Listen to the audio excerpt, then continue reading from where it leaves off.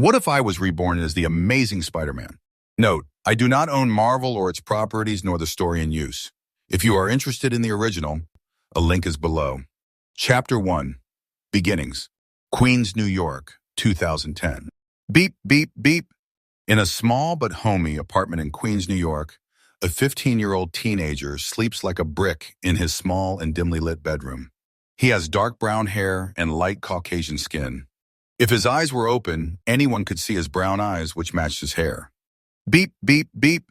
The alarm clock on the bedside table blares loudly, filling the room with its obnoxious tune. Knock, knock. Peter! Knocking is heard as a female voice yells from outside the bedroom door. Peter, it is time for school.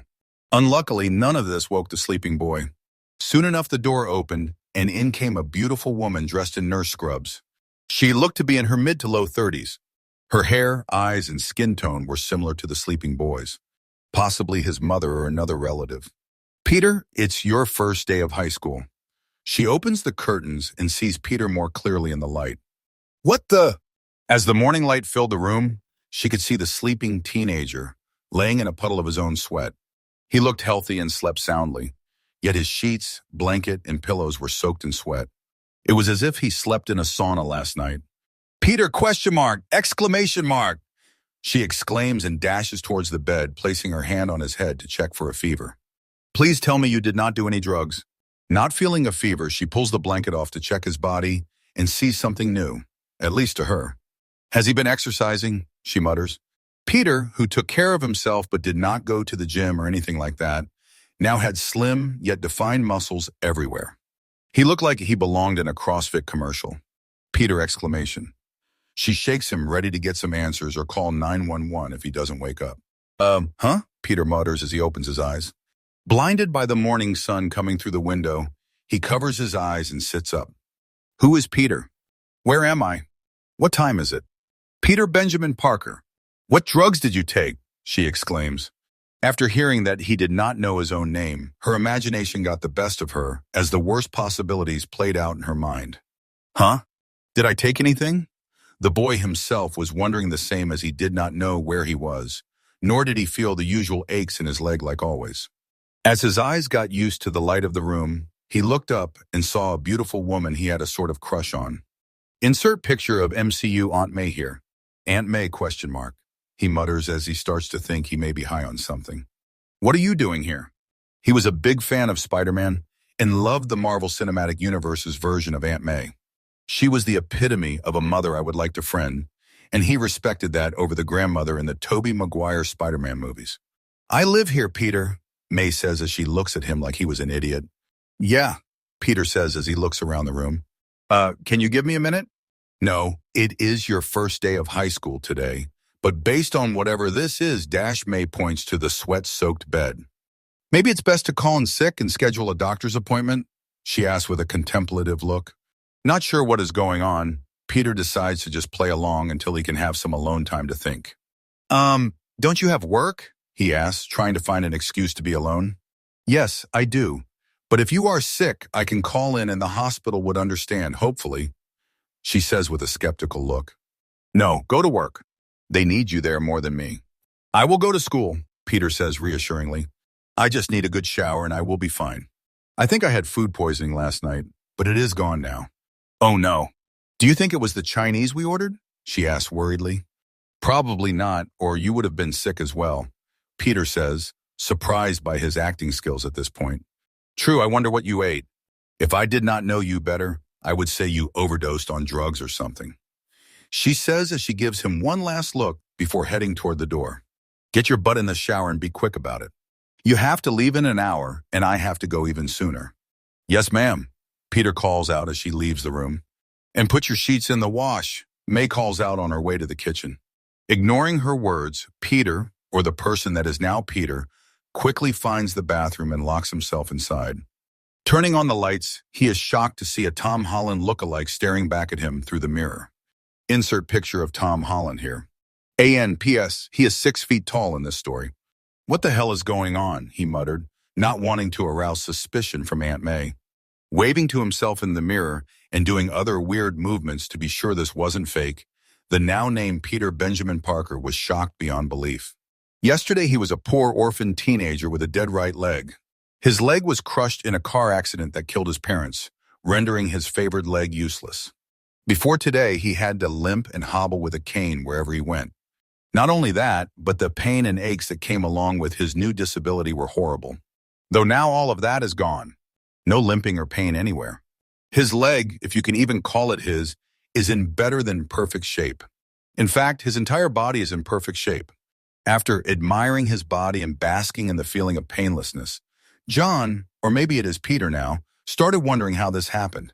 Am I dreaming? He thought as he pinched himself as any other would do in this situation. Ouch! Okay, I am not dreaming. After his body starts to calm down a bit, Peter noticed how thirsty he was.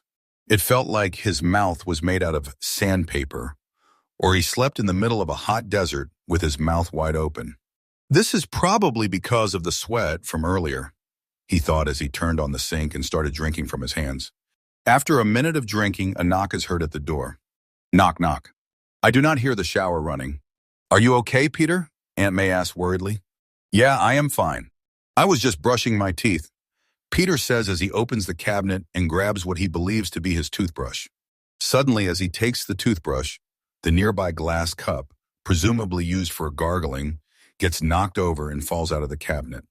Out of nowhere, Peter feels this odd tingling feeling, and with one swift movement, he grabbed the cup before it could hit the sink and shatter. All right, but be quick, all right?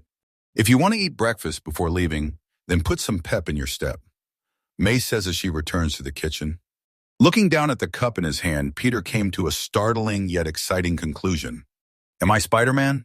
He mutters as he tries to set the cup down but can't. It's stuck to his hand somehow. Weird sense thing, sticky hands, Peter Parker, Aunt May, Tom Holland. Everything just made so much sense at that moment. He somehow became Peter Parker, but he does not know how. The last thing he could remember as John was, oh, yeah, Peter mutters in a sad realization. In his past life, he remembers taking a bunch of his pain medication and falling asleep. I killed myself, huh? He thought as he sadly stared at himself in the mirror. Ever since he was in the accident and lost his use of his leg and his family, John, now named Peter, became depressed. He couldn't do anything without the pain of his leg reminding him of his dead parents, nor could he deal with the bullying his impairment brought him at school. Bullies loved to pick on the odd one of the bunch, and his bum leg certainly made him stand out. Not to mention the fact that his parents' savings were running low, and he could not hold a job and attend school with his leg problems. He could barely afford the medications. Sadly, he took his own life in the most painless form possible. Overdose on painkillers. It was easy as he did not even need to search for his executioner. He already had that in a bottle and delivered to him whenever he ran out. Truthfully, he regretted it a few minutes after taking the handful of pills. His life wasn't all bad. He had hobbies and friends that were always there for him, but unluckily, he was already getting drowsy by that point. He fell asleep trying to make himself throw up, but it was already too late. He died shortly after passing out. His heart stopped beating, and the rest of his body followed suit. Though I do not think I regret it anymore, Peter muttered as he stared at himself in the mirror. Chapter 1 ends. Chapter 2. First day of school. Though I do not think I regret it anymore, Peter thought as he stared at himself in the mirror. Looking down at the cup attached to his hand, Peter tries to control his spider powers and once again sets the cup down in the sink. Still, he couldn't get the cup out of his hand, but after a few more tries, it came loose and sat in the middle of the sink. Staring at his hands, Peter saw nothing wrong with them whatsoever, though he couldn't say the same about his wrists. On the underside of each wrist right below the hand is a small hole. As he was inspecting the hole in his right wrist, a white substance shot out and covered Peter's eyes. Ah! He yelps and pulls the sticky web from his face, looking down at it in wonder. Luckily, Aunt May did not hear him yell, so he did not have to make something up again. Deciding that it may be best to just take a shower and worry about this later, Peter opens the shower curtain and turns the valve, shooting water from the shower head. But as he twisted the valve, Peter put a bit too much power into it, and the knob broke off like it was made of styrofoam or cardboard. Oops! Here's the text to convert. After cleaning up and fixing the valve the best he could, Peter got dressed, ate his breakfast, and saw Aunt May off before taking the subway to the 36th Avenue station, which is right next to Midtown High. Walking up to the school, Peter takes in the sight of Midtown School of Science and Technology, also known as Midtown Technical High School. Seeing all the students hustle and bustle into the entrances, looking their best and ready for the first day of school, Peter could not help but feel excited. He never liked high school in his past life. Even before his parents died and the bullying started, school life was never a fun or exciting thing for him. Yet this time around, Peter is ready to seize the day and enjoy himself to the fullest. Peter decided on the train that he would not waste this second chance. No other person that commits suicide gets these kinds of perks. At least he does not think they do. So Peter would live his new life however he pleases and make the best of every situation. Walking inside, Peter went straight to the main office and asked for his schedule. He couldn't find it before he left, but knew it wasn't a big deal. The staff in the office only had to look up his name and print his schedule. It took less than a minute. They also gave Peter his locker number and combination. Thankfully, the old Peter was a prepared person and already packed a backpack for him to take, which he appreciated. After a quick trip to his locker to drop off some books, Peter heads down the hall looking for his first class of the day. On his way down the hall, a slick-haired teenager with an evil grin pops out from behind a locker and tries to purposefully bump into Peter, who was looking at his schedule. Flash Thompson. Insert picture of MCU Flash here. "What's up, Penis Parker?" The slick-haired teen greets loudly just as he was about to bump into Peter, drawing everyone's attention. Peter didn't need his spidey senses to know what was going on, but instead of stepping away, Peter puts a bit more power into his next step. Back at him. Urga. Flash gets sent tumbling backward and grunts in pain as he hits the floor. "Oh, hey, Flash." Peter looks up from his schedule for a moment before swiftly walking past the fallen bully, acting like nothing happened. "What the fuck just happened?" Flash muttered as he grabs his shoulder in pain. Everyone who saw it, thanks to Flash's loud greeting, was rather amused. Most of the first years knew Flash and Peter, who has always been Flash's punching bag, so seeing the little guy win for once was certainly surprising and refreshing. They just wondered if it would last and what Flash would do to get back at him later on. To these teenagers, this is the peak entertainment. Of course, Peter did not plan on being a punching bag anymore.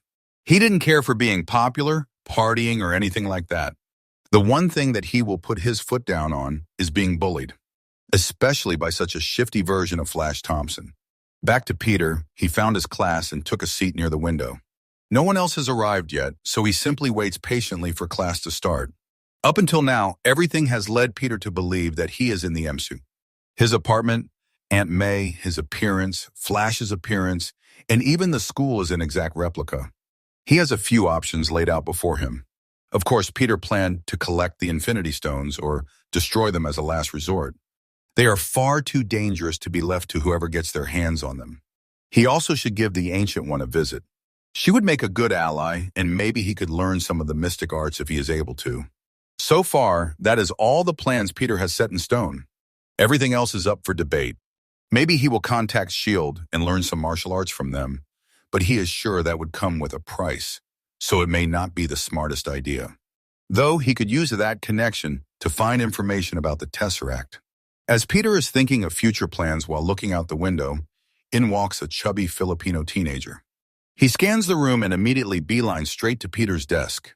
"Dude, is it true?" He sits in front of Peter and turns to look at him questioningly. "What?" Peter asks on reflex as he turns to see his new classmate. Ned Leeds, Peter Parker's best friend. Insert picture of MCU Ned here. "What do you mean, what exclamation mark?"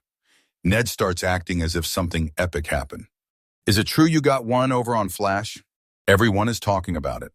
"Huh?" "Yeah, I guess," Peter says with a shrug. "He tried to bump into me, so I bumped into him harder." Hearing these words out of his best friend's mouth, Ned's eyes go wide as his mouth hangs open. "Close your mouth. Bugs will fly in," Peter says jokingly. "Dude, Flash has been tormenting us since middle school started. I am just amazed that we finally got one over him." Ned acts like Peter climbed the highest mountain and carried him the whole way. "Relax, Ned," Peter tries to calm him down. "We only bumped into each other, and he is most likely going to do something about it." "You are right." Ned finally understood the problem they have. Though it is not really a problem for Peter, he will not say that. Peter actually felt pretty comfortable with Ned. He reminds him of the few close friends he had in his past life. Before they could speak more about it, the class began to fill rapidly, and the teacher arrived as well. Unsurprisingly, Ned, Flash, Liz Allen, and Michelle Jones are all in Peter's homeroom class. Elizabeth Liz Allen, née Toombs, is the daughter of Adrian Toombs and Doris Toombs. Her father is the future alien weapons trafficker, Vulture. Insert picture of MC Liz here. Though Peter does not have to worry about that until after the Chitauri invasion concludes. Liz was also Peter's crush in the first Spider-Man movie, but based on the look Ned gave him when she walked in, she was his crush here too. Well, not anymore. He is sure she is a nice girl, but Peter has his sights set on another target, so to speak. Speaking of, Peter turns his head to see Michelle Jones, otherwise known as MJ. She looks exactly like the actress that plays her in the movies, Zendaya. Insert picture of MJ and Zendaya here. Just like the granny version of Aunt May, Peter did not like the Mary Jane in the Tobey Maguire Spider-Man movies, but this one is a million times better. Which is why he planned to ask her out on a date, though not today. Peter has so much to do today. The second school ends, he plans to go to a secluded area and test out his new powers, though he would have to be careful with surveillance cameras. That is how Tony Stark found his identity in the movies. Of course, that is not the only reason he is stalling to ask MJ out on a date. In both lives, Peter has never had a girlfriend, let alone been on a date before. He was always too nervous, and when he started getting the courage to do it in his past life, the accident happened and ruined everything. Also, Peter is currently broke and needs money for the date, which should be easily acquired with his newfound powers. He could simply ask Aunt May for cash, but they do not seem like the wealthiest family. That is another plan to add to the top of the list. Find a way to steal some money unnoticed. Maybe pickpocket people in Manhattan. That would be the simplest and fastest way to get money. Or he could sneak into a bank and steal a few bands. Though that would be a bit too risky compared to pickpocketing. He only needs pocket money anyway, at least for now. Chapter 2 end. Chapter 3. Testing powers. As Peter went from class to class, he was met by the constant glare of Flash, who was thinking of any way possible to get back at him. Flash, at least in the Marvel Cinematic Universe, didn't seem to physically bully Peter. He focused more on making fun of him with different types of verbal and psychological attacks. Though sometimes he will get physical in minor ways, like what happened this morning. While Peter was eating lunch with Ned, he saw Flash eating at the popular kids' table and laughing while pointing at him every once in a while, most likely making fun of Peter. If he was not a victim of far more drastic and physical bullying in his past life, Peter would probably be negatively affected by this, but compared to that, this type of bullying was nothing. Though that does not mean he would let it go unpunished, Peter would have to do that in a more sneaky fashion. He does not want to be expelled from school for beating Flash black and blue. He can do similar things to what happened this morning, or some pranks that do not implicate him. Peter will have to plan something out to humiliate Flash another day. Maybe after that he would learn some humility. Speaking of doing similar things like this morning, as Peter was putting away his lunch tray, Flash stuck his leg out and tried to trip him as he walked by. Easily catching this with his enhanced senses, Peter pretended to be oblivious and stomped on Flash's foot as he passed by. "Ah!" Flash grunted in pain and pulled his foot back instantly. Peter acted as if he did not see a thing and kept walking, putting his tray away and returning to Ned, who watched the whole thing with a face full of awe and wonder. "Dude, that was so cool," Ned said excitedly in a hushed voice as he stole glances at a Flash, who was nursing his aching foot. "What happened to you, Peter?" "Nothing much," Peter says with a shrug. "I just decided that I would not let Flash push me around this year. I want to enjoy my time without having to look over my shoulder or worry about what others say about me." Hearing Peter's little speech, Ned nodded along with him and became excited by every word. "Yeah, I will not let him bully me either." Exclamation mark, Ned says in determination, period. "Good for you, Ned," Peter pats him on the shoulder. "Don't worry, I got your back." Here is the text to convert. As the school day came into an end, Ned wanted to hang out after school, but Peter gave him a random excuse and left. Using his phone, Peter looks for abandoned buildings and tries his best to find the perfect training location. It took about an hour to find the best place, as Peter had to quadruple check that there were no cameras in the area. He does not mind Tony Stark knowing his true identity, But Peter would rather S.H.I.E.L.D. and by extension Hydra stay in the dark. Maybe someday he would grandly announce his identity like Tony Stark, but that would have to wait until he had more money, resources, and the power to protect himself and those around him. Due to the cameras everywhere in New York, Peter had to use the basement of an abandoned warehouse. Thankfully, it was spacious and was not falling apart, like many of the other abandoned buildings he saw before this. As soon as he was done scouting out the area, Peter sent a text to Aunt May, explaining that he would be home late and started testing out his powers. Spider-Man is said to have multiple powers: superhuman strength, superhuman speed, superhuman reflexes, superhuman durability, healing factor, spider sense alert, heightened senses, wall crawling, web shooters organic. Starting with superhuman strength, Peter found many large heavy metal I-beams, which were usually used in construction, and tried lifting them. He lifted one and was surprised by how light it felt. It was as though the beam was one of those styrofoam movie props, disguised as the real thing. After a quick Google search, Peter found that an I-beam of this size weighs 520 pounds, so 1/4 of a ton. Seeing as the first I-beam was easy, Peter made himself a makeshift extreme bench press with web and some I-beams. Webbing 2 I-beams together, Peter lay underneath and tried lifting them as if he were at the gym. Once again, he found it pretty easy to lift, so Peter kept adding weight until he began to struggle. After many add-ons, Peter found that he could lift 40 I-beams at once, which totaled a little over 10 tons. Anything over that would cause Peter to strain a muscle and hurt himself. He could be able to up that 10-ton limit by doing some extreme weightlifting, but that would have to wait until he tested his other powers.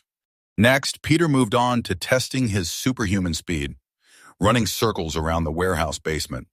Before starting, he found an app that shows how fast you run, but sadly, that app could not register his speed, most likely thinking he is in a car or something. Thankfully, there were a few apps that tell you how fast you bike, which had a much higher threshold and was able to track his speed, which was higher than he thought possible at around 100 miles per hour, which is a little over 4 times faster than Usain Bolt.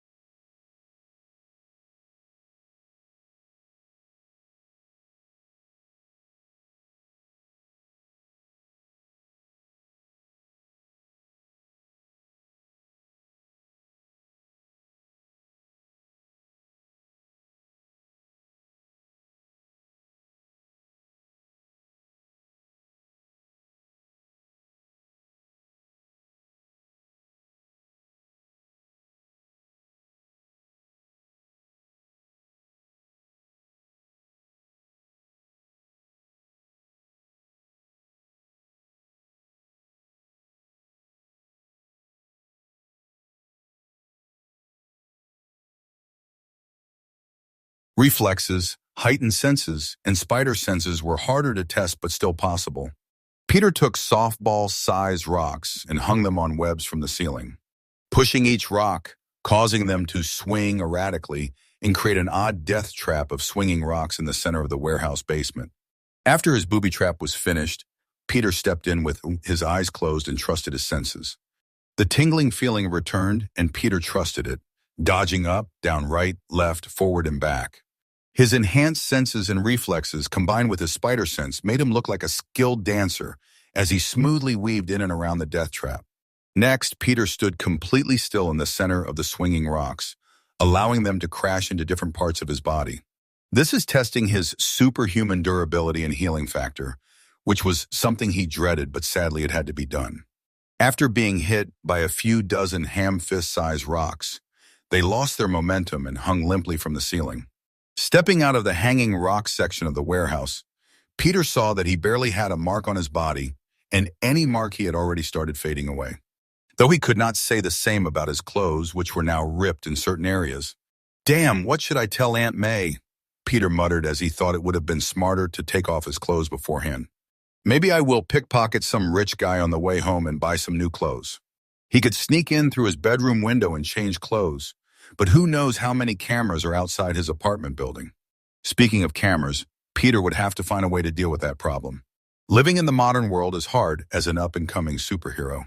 Tony Stark used Jarvis to find his identity far too easily in the movies. So maybe he needs some type of technology that scrambles a camera's picture when he is within a certain distance. Maybe a magical item that renders him invisible to a camera could work too? For either of those options to work, Peter would need some extra help. For the technological route, he could probably make it himself, as he was fairly smart even in his past life. That combined with his new genius Parker brain should make him capable enough to make it. Sadly, the parts he would need may be unavailable to the general public or simply hard to obtain. Peter would have to get some help, and Tony Stark would probably be that person. Making it with Tony Stark's help would also speed up his work time and enhance the end product by a lot. Not to mention the fact that Peter needs a Spider-Man suit, which could be made a lot quicker with Tony's help. Though Peter is unsure if he should meet Tony this early on. It may be better to wait until he returns from captivity as a more responsible man. The magical route would be impossible as he has no idea how that would even work, which means he would have to ask the Ancient One for help. He already planned to visit her anyway, so this may be the best bet. Finally, moving on to the last two powers on the list, Peter shot webs from his wrists and started crawling and walking on the walls and ceiling. He didn't have room to test web swinging, but that can be done outside when the camera scrambler is acquired. With every one of his powers tested, Peter checked his phone and saw 10 texts and 2 missed calls from his Aunt May, mostly concerning when he would be home and why he is not answering her. Checking the time, Peter saw that it was almost 10 p.m., which isn't that bad, but the old Peter probably didn't stay out very late. Sigh, I do not think I have time to buy new clothes. Chapter 3 ends. Chapter 4, Ancient One. On his way home, Peter managed to pickpocket a few men in nice suits.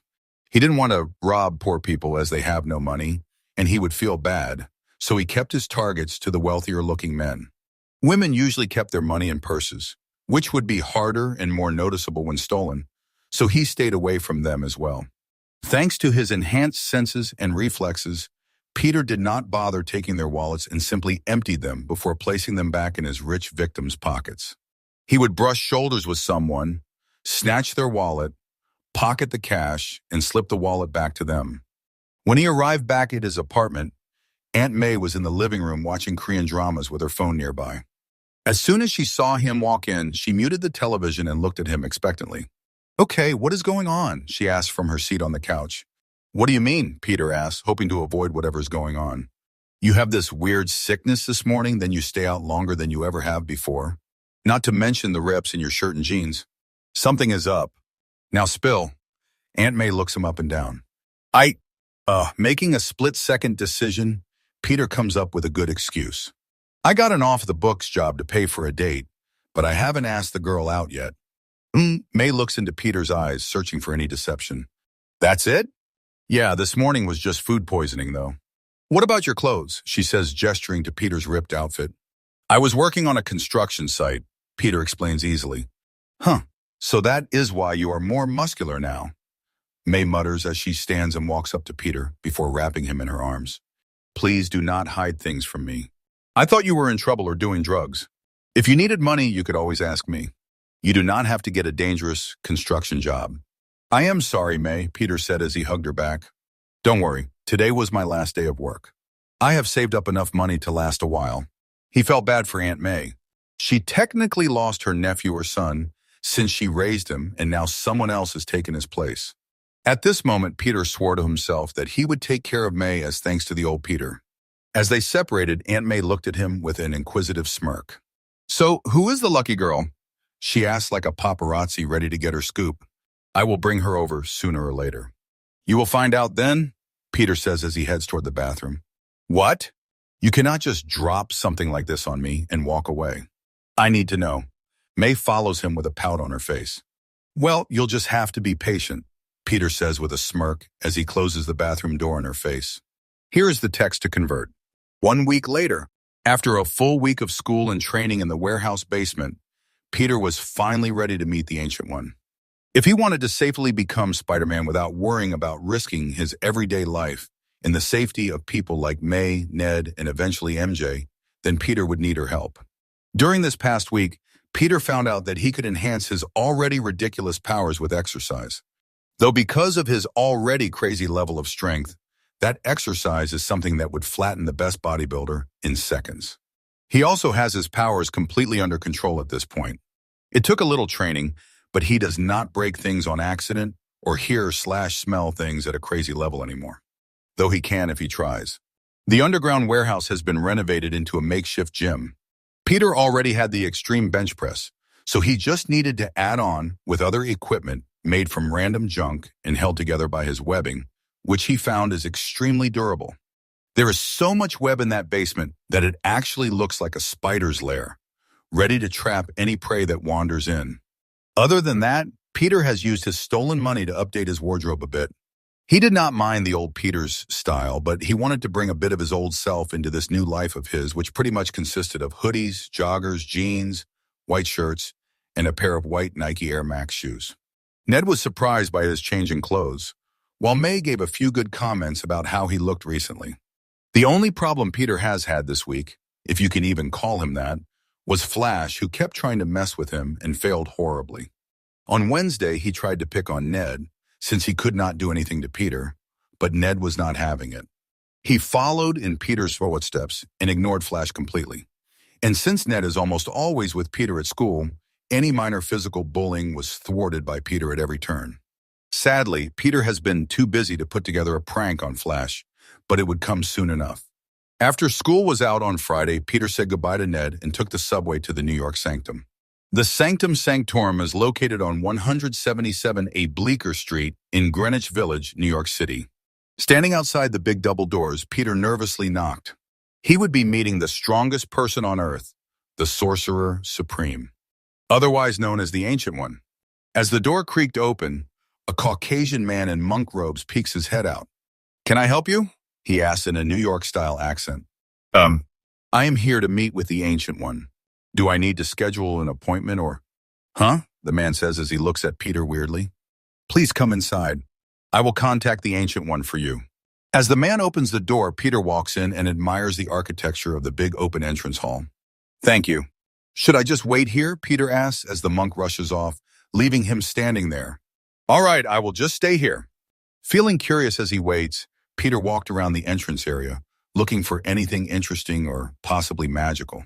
Sadly, they do not seem to leave anything like that just laying around, which makes sense. After waiting a few minutes, the monk came running back out of breath. To the Ancient One will see you now. He pants for breath as he motions for Peter to follow him. Taking a stance and making a circular motion with his hand, a golden spark appears in the air and forms a large circle. In the center of the circle appears an entirely different location. Wow, is that a portal? Peter exclaims as he walks up to it and puts his hand in and out. He has seen this in the movies, but it is a different experience in real life. I hope I am able to learn the mystic arts. Follow me, the monk says as he steps into the portal. Following him through, Peter teleported all the way across the world to Kathmandu, Nepal, and Kamar Taj. He didn't know that for sure, but the room he appeared in looked very similar to the one Dr. Strange first met the Ancient One in all her baldness. There were tables set up around the room, and a couple of masters dressed in robes sat and drank tea. The Ancient One was nowhere to be found, so Peter turned around to ask the monk that guided him, but he was already gone. Hello? Peter turns back to one of the serious-looking monks. Is the Ancient One on her way? Sadly, he does not get an answer, so Peter concluded that they may not speak English. After waiting an awkward couple of minutes, someone else finally arrived. Thank you for keeping my guest company, Masters Simone and Chow. You may return to your duties. The Ancient One rounds a corner and enters the room. Insert picture of her grand baldness here. Yes, ma'am? No problem, Master Ancient One, both of the masters say as they bow and leave the room. They spoke English that entire time? Peter asked rhetorically with a confused look. Turning to the Ancient One, Peter gives her a small bow. Hello, do you play jokes like this on all of your visitors? Yes, especially the interesting ones. She says as she takes a seat at a table and grabs a waiting tea kettle. Would you like some tea? Sure, thanks. As Peter sits across from the Ancient One, she waves her hand, conjuring a tea set for them to use. Cool. Chapter 4 end. Chapter 5. Advantageous deal. Mr. Parker, it seems we have much to speak about, the Ancient One says as she pours Peter and herself a cup of tea. You can call me Peter, he says as he puts 2 cubes of sugar and a splash of milk in his cup. Peter it is. She nodded and took a sip of her tea. Could you tell me why you are here? Does she not know? Peter thought as he took a sip of his tea as well. The Ancient One was known to look into the many possible futures using the time stone, yet based on her question, she did not see Peter's arrival coming. This is good for him, as Peter would rather she did not know about him taking over Peter's body. She may overreact and think of him as a threat to the earth or something, and a pissed-off Ancient One is not something he is capable of dealing with. I came to ask for your help, Peter says plainly as he sips his tea. How can I help you, Peter? The Ancient One asks. I was recently bitten by an odd spider and got some weird powers, Peter says as he shoots a web up above him, pulling himself up to the ceiling and crawling around a bit before returning to his seat. Okay, how can I help you with this? She asked with a raised brow. The Ancient One didn't know everything about the world or the universe, but she knew all the major possibilities that could happen in her lifetime and slightly after, yet she had no knowledge of this situation. The feeling of not knowing was uncomfortable yet refreshing for someone like her who has not been surprised in a very long time. This whole situation truly threw her for a loop. I plan to use my powers to help people, but I have noticed how many cameras are in New York. If I dress up in a disguise and run around the city as a sort of vigilante, it would only be a matter of time before a security camera caught me either unmasked or returning home, Peter explains. I see. And you think I can help with this? The Ancient One says as she crosses her legs. Well, you are the strongest person on Earth. It was either you or Tony Stark, and he does not seem very reliable, Peter says with a shrug. Okay, I can help with this, but I want you to tell me how you knew to come here. You could say that I am a very informed person, yet I did not expect your arrival. The Ancient One agreed, but gave Peter a stipulation. I am sorry, but I cannot tell you that. If I were to give an answer, it would be a lie, and I would not be surprised if you could somehow tell if I lie. Peter refuses respectfully. It seems we've arrived at an impasse. The Ancient One smiles as she sips her tea. She is enjoying this. There has to be something else I can do for you in exchange, Peter asks as he places his empty teacup down. Perhaps, the Ancient One says as she stands from her seat. Follow along. As they leave the room, the Ancient One leads Peter to a crowded courtyard. Many people dressed in monk robes seem to be trying and failing to open a portal, like the one he came through earlier. Do you want me to help with their practice or something? Maybe bring them towels and water? No, Peter. The Ancient One smirked and handed him a bronze sling ring. You are going to join them. I do not get it, Peter says as he takes the offered long ring on reflex. How is this an even exchange? It seems like I get to learn magic and your help. It is a win-win for me, but not so much for you, is it? Oh, on the contrary, I get a capable master who is connected to the web of life and destiny. You would make a formidable master of the mystic arts. What comes with this opportunity is a responsibility to protect the Earth and its inhabitants from otherworldly magical forces and powerful dimensional entities. Are you prepared to take that responsibility? The Ancient One asks as their conversation turns deadly serious. What the hell is the web of life and destiny? Is that a Spider-Man thing I do not know about? Peter thought as he looked at the Ancient One questioningly. What's the web of life and destiny? I'm afraid you will have to learn that in your studies. That is, if you accept my offer, of course, she says with a small smirk. Peter didn't know much about Marvel, as he mostly watched the movies, but he could tell that this web thing has to be related to Spider-Man in some way, which means it is connected to him. Fine, I'm willing to help when I am needed, but if other masters can deal with the problem, I would rather not be bothered. Peter agrees with a small stipulation. That sounds agreeable, the Ancient One says and holds out her hand. Do we have an accord? Peter was about to shake her hand, but he pulled back last minute as a moment of greed took over. Can I sneak in a magically enchanted spider-style suit for my hero gig? Nothing crazy. Maybe make it extremely durable so I do not have to fix or replace it. You can add the anti-camera thing to it as well, Peter says as he hesitates to shake her outstretched hand. Sure, I would be honored to make Spider-Man's first superhero suit. She agrees easily and Peter immediately takes her hand. Spider-Man. I like that. Peter pretends not to know his own future. Having the Ancient One create the suit would save Peter days of sewing and stitching it together himself. The best part about this is the fact that she has seen the future and already knows what it is supposed to look like. Not to mention the cool enchantments that she would add to it. Peter couldn't wait to see what she does. After coming to an agreement, Peter joined his fellow students in sling ring practice without much direction from the Ancient One. In fact, she left him there to learn on his own, copying the stance and motions of those around him and picturing the top of Mount Everest. Peter slips his new sling ring on and tries his best. On his first try, a golden spark appeared and drew half a circle before fizzling out and disappearing. He may have failed, but the feeling of using magic for the first time was euphoric. Peter was worried that he would not be capable of learning the mystic arts or that the Ancient One would not allow it. But here he is about to open a magical portal. This may be easier than I thought. Here's the text to convert. After an hour of practice, Peter was so close to drawing a full circle with the golden energy. Taking a quick break, Peter asked a few of his fellow students some questions and learned that the golden energy is called Eldritch energy, which is a type of dimensional energy. So he is currently practicing Eldritch magic. Eldritch magic, which is utilized by the masters of the mystic arts, is a light-based magic that produces sparks and fiery energy in a yellow/orange color palette. This energy is capable of giving off not only light, but also warmth. Being highly versatile, it can be used to generate constructs of tangible energy, such as melee weapons and shields, as well as to cast spells by conjuring specific formations and geometric patterns with the fiery energy. The practice of opening a portal with the help of a sling ring is technically the easiest thing that can be done with Eldritch energy, which Peter found odd as they were technically bypassing space and maybe even time with what they were doing. After getting this explanation from his fellow students, Peter got back to work.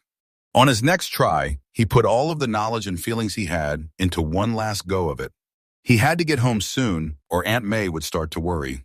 Not to mention the fact that he does not have cell service here, so he is currently unable to contact her.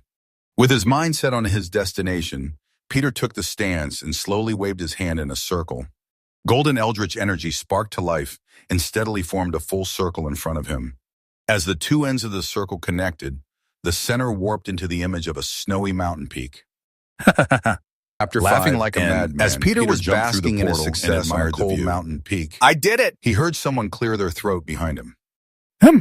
Turning around, Peter sees the Ancient One smiling at him from the other side of the portal. Congratulations, Peter. Though we should close the portal, your fellow students are a bit more susceptible to the cold than you are. Hearing her say this, Peter looked behind the Sorcerer Supreme and sees everyone keeping their distance from the portal and rubbing their hands together for warmth. Each of them was shaking slightly from the freezing air that made its way through the portal he opened. Oh, sorry, Peter says as he leaps back through the portal and tries to close it, but no matter what he did, it wouldn't close. How do I close it? Sighing in exasperation, the Ancient One moves her hands in a circular motion. A spell circle draws itself in front of her, and all sorts of runes appear on it. Once it was finished, the spell circle morphed into a dome that encased her, Peter, and his portal inside. Instantly, the area outside the dome warmed up, and the students sighed in relief before returning back to their practice. All right, now that they aren't freezing to death, you can close the portal, the Ancient One says as she motions toward the portal. Can I get a hint? Peter asked, but the Ancient One merely sat on the floor and began to meditate, ignoring him completely. I guess the cold does not bother her. Here is the text to convert. After a good 10 minutes, Peter was able to successfully close the portal. It was actually far easier than he thought. His problem was simply overthinking. Peter thought that he had to move his hand and slowly close it, but all he had to do was think of it disappearing and it would. Well, that took you long enough, the Ancient One says as she stands from her meditative pose, dispelling the dome that protected the other students. Yeah, though it would have been faster if you told me how to do it, Peter says as he sees the ice and snow that filled the area. Luckily, he was very resistant to the cold, which is something he did not know about his spider powers. Though that does not mean he does not feel the cold a little. The Ancient One must have something that is protecting her as well, because she looked even less affected than he was. Magic, in a way, is an advanced science, but it is also a feeling. You will learn faster if you trust that feeling. In a lot of your future training, I will not explain everything and let you learn on your own. The Ancient One explains. Oh, I guess that makes sense. Peter shrugged as he was new to this whole magic thing. Good. Now that you've learned to use the sling ring, we can move on to the next step of your training. She says, but Peter raises his hand as if he was in school. What? I need to get home soon. My Aunt May will be back from work soon. Peter explained his time constraints. So, this is why we do not take in students under 18 years of age. The Ancient One mutters under her breath, but Peter could hear her thanks to his super senses. The time constraints always make teaching them a hassle. Time constraints? You have the literal time infinity stone. Time should be the least of your problems, Peter thought as he scratched the back of his neck. Yeah, I have school, and my aunt is not used to me staying out too late. She has been getting better with it, but it is a slow process. No, do not worry about it. I say that, but it is not that much of a problem. We will just have to come up with a schedule for you, she says, motioning for Peter to follow her. Returning to the room where he met the Ancient One, Peter saw what he believes to be his Spider-Man suit. It was laid out on one of the wooden tables and looked better than he imagined it would. It was similar to the original Spider-Man suit in that it is red and blue with some webbing design on some of the red sections, though it was different from what he thought she would make. You made it already? Peter asked excitedly as he dashes to the table at breakneck speed. With the enchantments too. It didn't have any markings that would lead him to believe it was enchanted. No runes, spell circles, or anything like that. Yes, something like this is easy. It took me 5 minutes to make. The Ancient One brags a bit as she enjoys Peter's reaction to her work. Wow, you are amazing. I knew it was better to come here rather than Stark. Peter praises her work as he reaches out to touch the suit. As soon as his hand touched the suit, gold spell circles along with runes covered every inch of the suit. After a moment, the suit was sucked up into Peter's hand and disappeared. What just happened? Peter says as he looks back and forth between the now empty table and his empty hand. The suit is bound to you now. Simply think of it, and the suit will appear. The Ancient One explains. All right, here it goes, Peter mutters as he thinks of the suit. Suddenly, the clothes he is wearing are instantly replaced by his brand new superhero suit, which surprisingly has a hood. Though Peter did not mind one bit.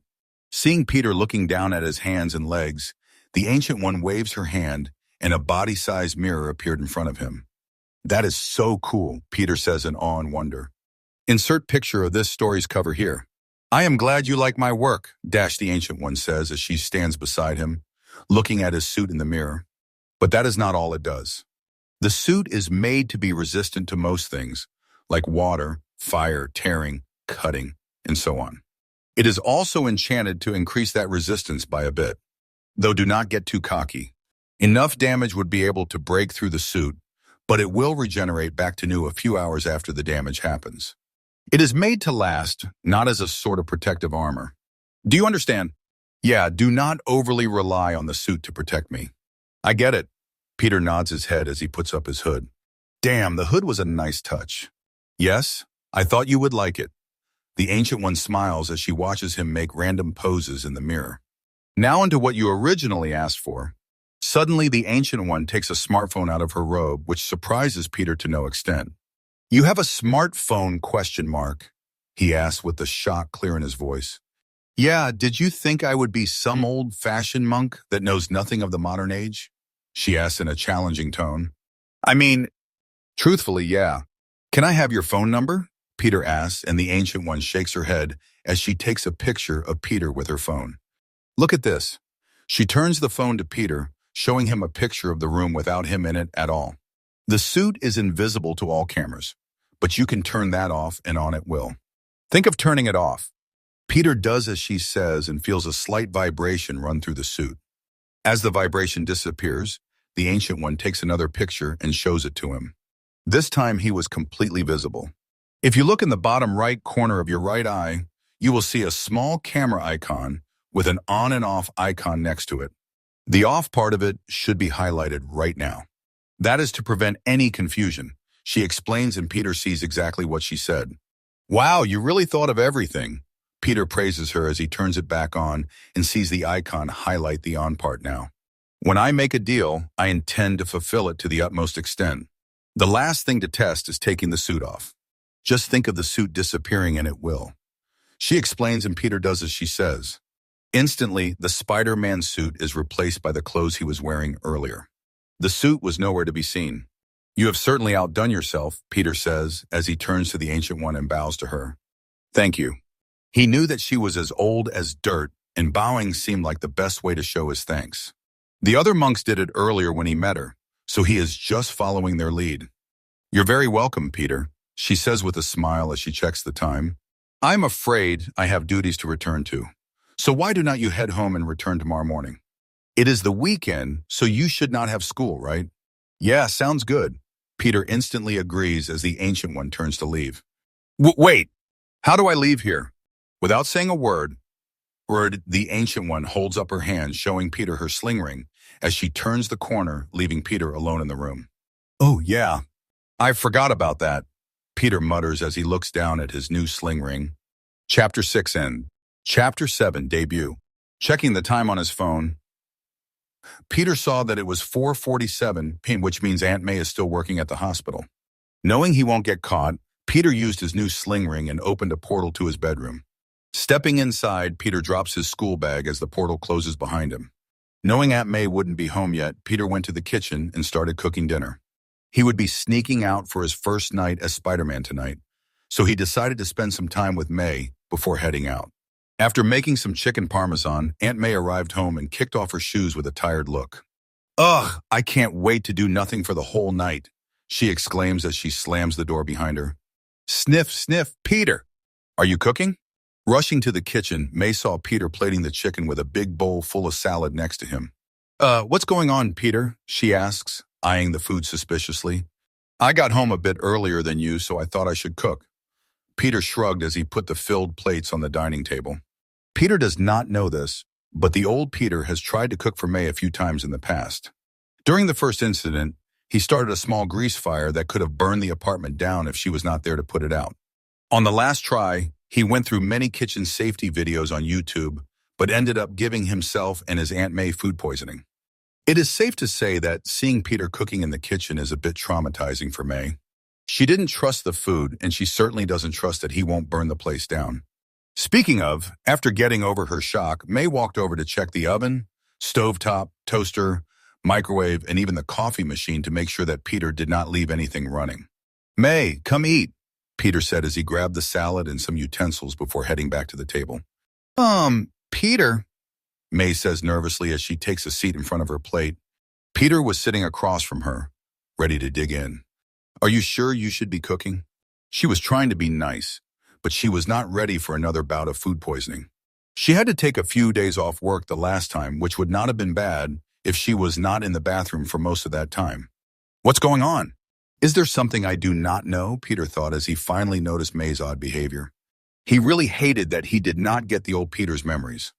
Peter has had a few moments like this where the people around him know something that he does not. Luckily, he has been able to get past those situations without arousing any suspicion. Why? Peter asked. Let's not play dumb, Peter. Your track record in the kitchen isn't very stellar, to say the least, May says as she looks down at her food cautiously. Oh, I get it now. The old Peter was a bad cook. Finally understanding what is going on, Peter knows how to handle the situation. I promise that nothing is wrong with it this time. I followed a recipe and everything. I swear. After his promise was made, Aunt May hesitated for a moment before sighing and reluctantly cutting a piece of her chicken. She stared at the food on her fork for a good minute before trying it. As soon as she started to chew, May's face morphed from nervous horror to shocked bliss. Wow, it's actually good, May says after swallowing her first bite. Of course it is good.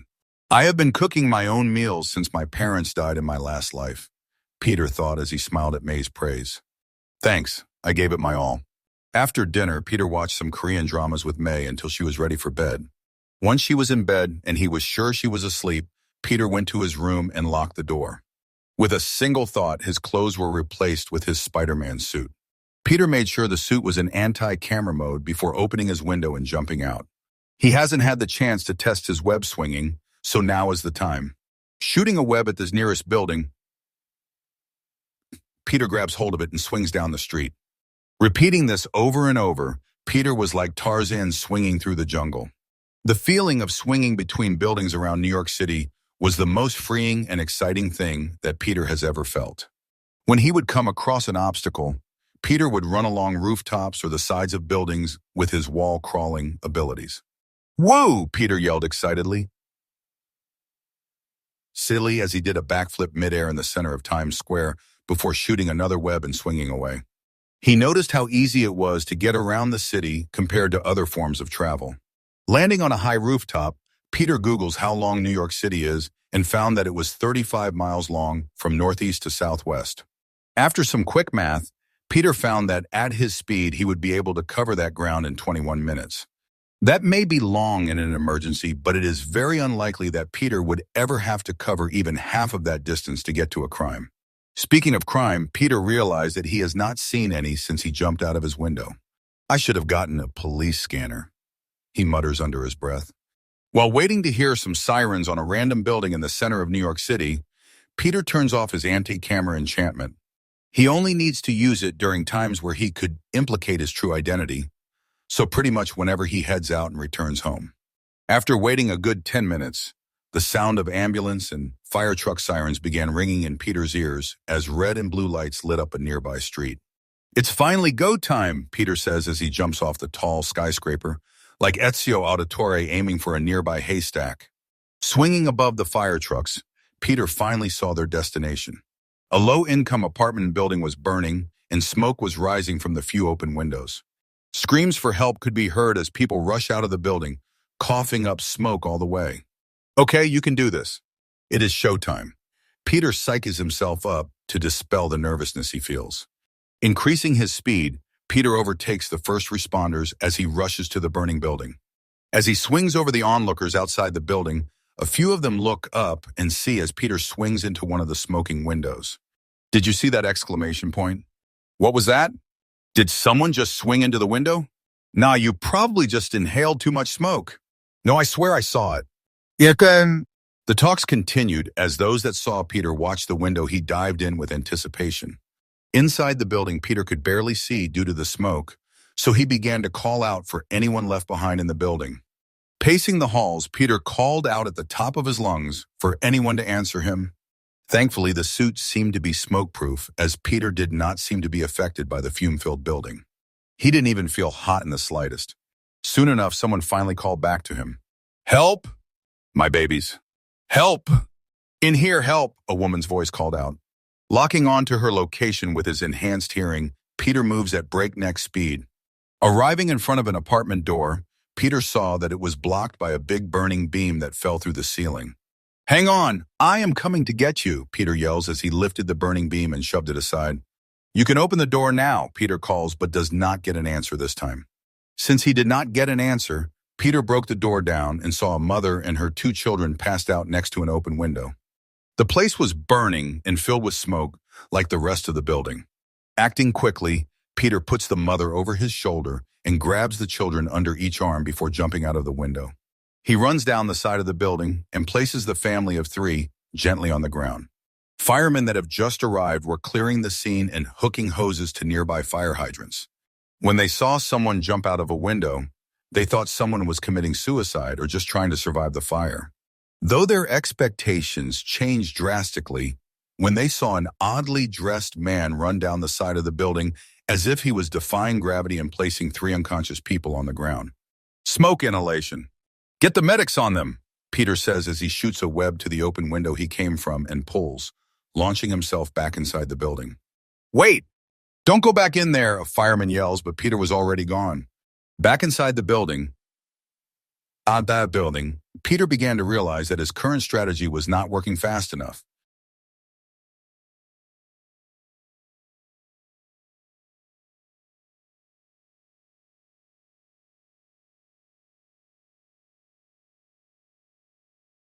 He needed to find a better way to locate these people at a much quicker pace. Trusting his enhanced senses, Peter closed his eyes and honed in on his hearing. It was the only sense he had that wasn't clouded at the moment. His eye and nose were being blocked by smoke, so he hoped his ears were enough to guide him. Soon enough, Peter started to hear things more clearly. It started with the sound of crackling fire and the creaking of the old building. But soon enough, he began to hear the remaining people in the building. Their breaths, heartbeats, and small movements. Peter could hear it all. Kicking it into overdrive, Peter first rushed to those that were in more dire situations than others. Soon enough, Peter became a regular appearance for the 911 responders outside. He would find people, or even pets, carry them out the nearest window, set them down, and rush back in to do it all over again. When Peter finally brought out his last group of people, paramedics took them away as a few police officers walked up to him. Hey, who are you? A man dressed as a detective asks. I am just your friendly neighborhood Spider-Man, Peter says as he shoots a web to a nearby building, pulls on it, and swings away. Chapter 7 end. Hey, Agent here. I will make this quick. I have done this because I was asked for longer form content and because I wanted to, so let me know if you want content like this to continue.